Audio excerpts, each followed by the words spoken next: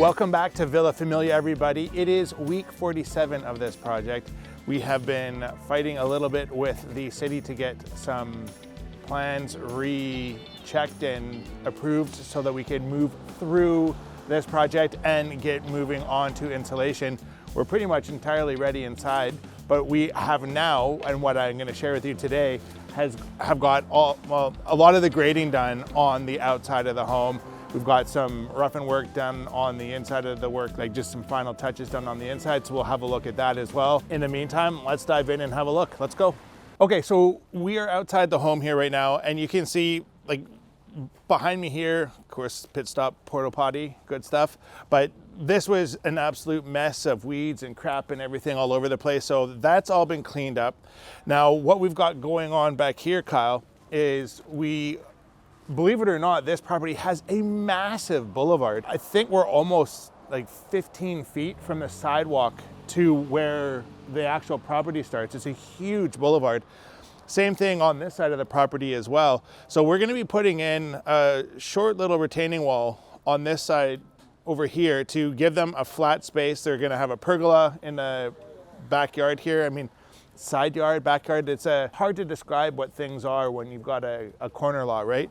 But anyway, so this will be the outside eating area here. There'll be a pathway going from the far side. Well, let's walk over and have a look. We'll have a pathway going from up there, down the side of the house, and that will be one way for them to get into their home and get down to this area as well, coming home from walks or whatever else. But we've got all of this stuff all nicely graded now. And so by having the outside of the home all graded and dialed in, we can now get the exterior contractors, which is going to be Coastal Exterior Finishing. Great company. We love working with them.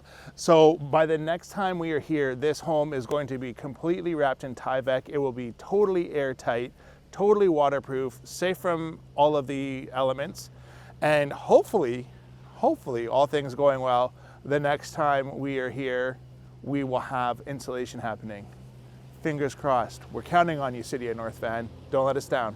All right, let's keep moving. We've been playing with how we're gonna redo or regrade back here for the last month or so, and we've kind of come to a final detail.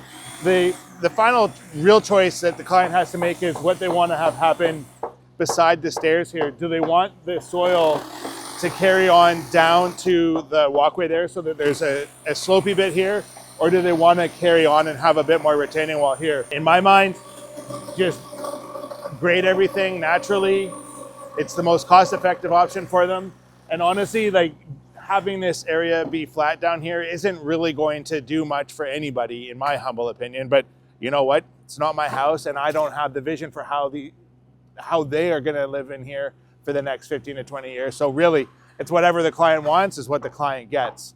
Now, coming back here, we've got this area all graded out, gravel to walk in and out of the house from, because walking in this dirt just makes a mess and gets carried through the house. So we create gravel walkways for everybody to walk on so that we don't have those kinds of issues. Now, the team is working on framing the front deck here, front porch, however you want to call it. And so again, by the time we get back here, this will be all framed up and looking great. You got Desmond up there, he's applying sealant to the end of a pressure treated ledger board there, and that is what you should do anytime you're cutting pressure treated wood.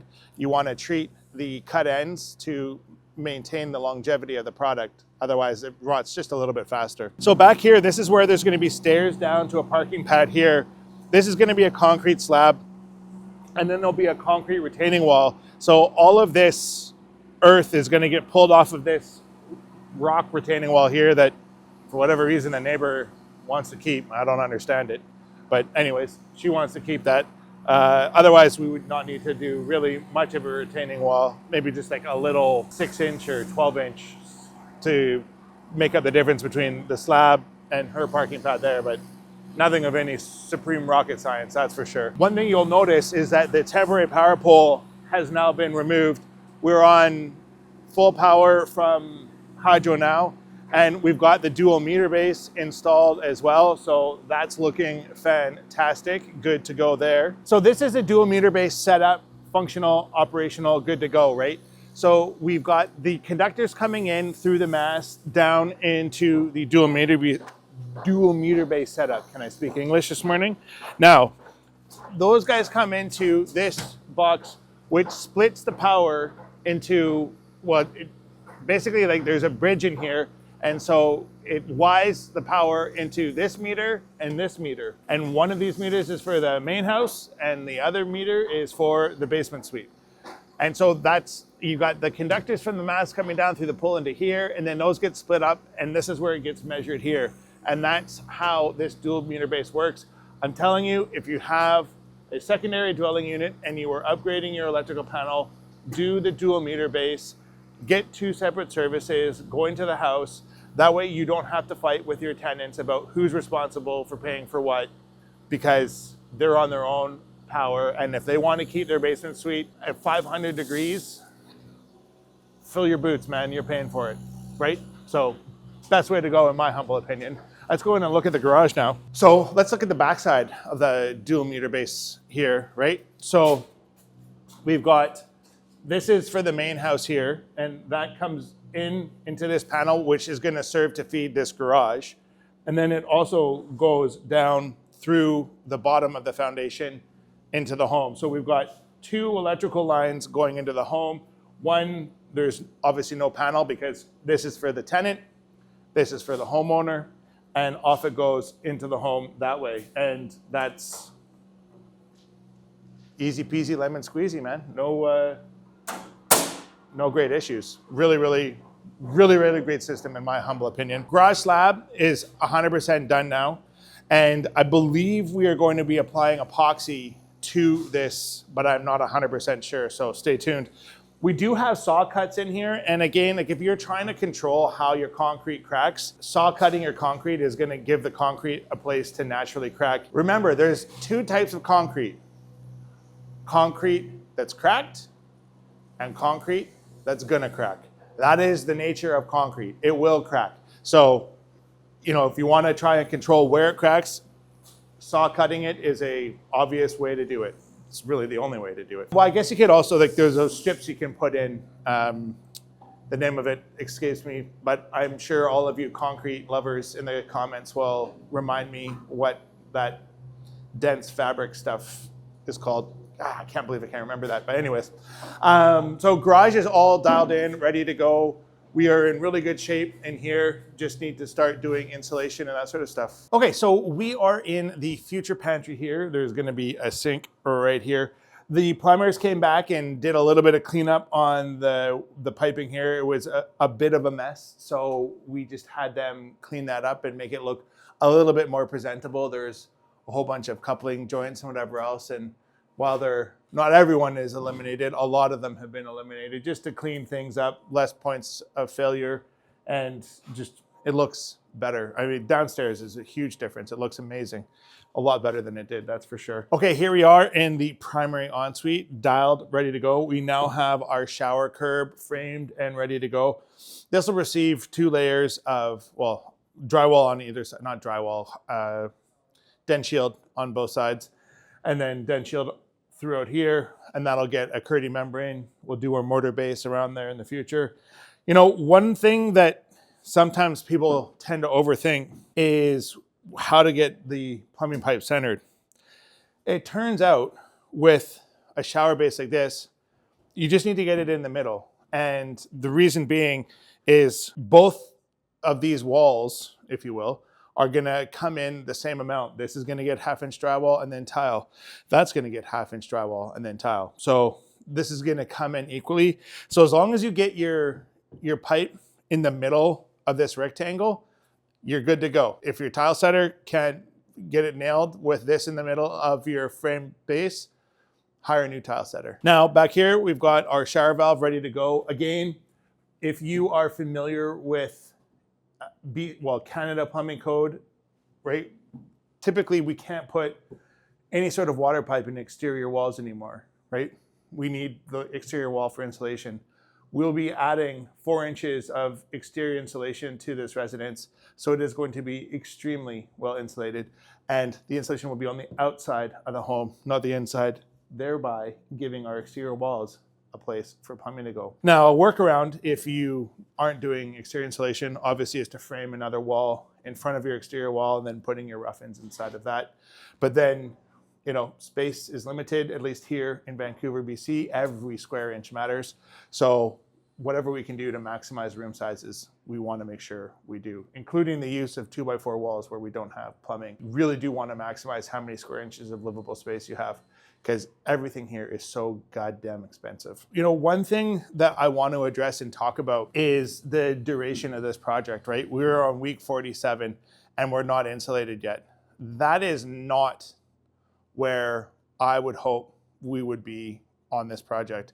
We've had a lot of hiccups and issues dealing with the city and getting plans approved and through, and anytime there's a minor change, of course, we have to go in for a revision, but it seems like every time we go in for a revision with the city, it's like a month before we get the approved plans brought back to us, which seems ridiculous. Like, we're not making any sort of major changes. So, you know, when we talk about like the cost of bureaucracy on housing, it's these sorts of issues. And I happen to know on firsthand knowledge the reason why the city of North Van is struggling so hard to get these plans put through and dealt with is because they can't hire enough people. The reason why they can't hire enough people is somebody in their infinite wisdom in, I think, 2021, 2022, changed the specifications and qualifications needed to be a home inspector or a building official or something like that. And now people need to have a specific designation in order to be a building official and get hired on as a building inspector at any building department across the province of British Columbia.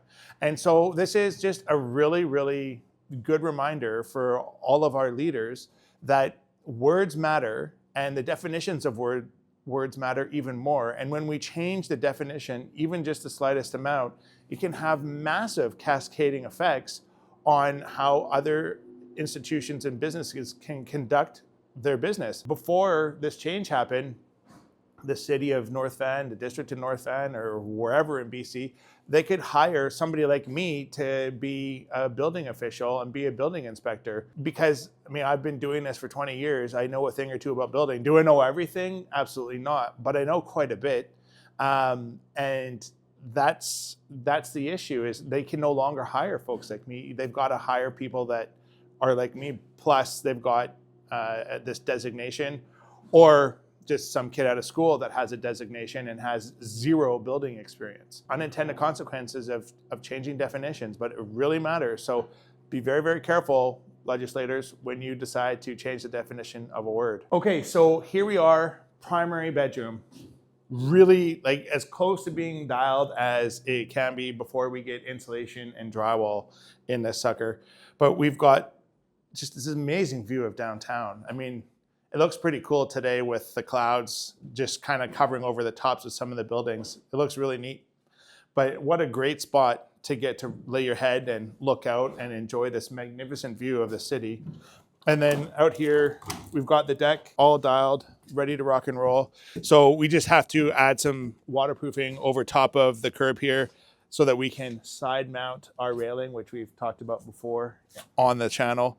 And again, the reason for side mounting it and putting here is nobody can step on this curb, right? Instead of mounting it out here, then people could step on here, and this could be looked at and considered as like the starting point of where your railing needs to be. My friends have reminded me that it's 42 inches out here, not 36. So we'll need to be 42 inches above the finished deck height here.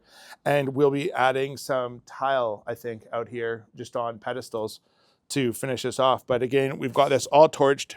It all goes down to drain in the corner here. So this has all been sloped this way. I mean, it hasn't been raining that hard today, but I mean, there's not a lot of water on here. So we've got the main scupper drain here, and then we've got the emergency overflow here.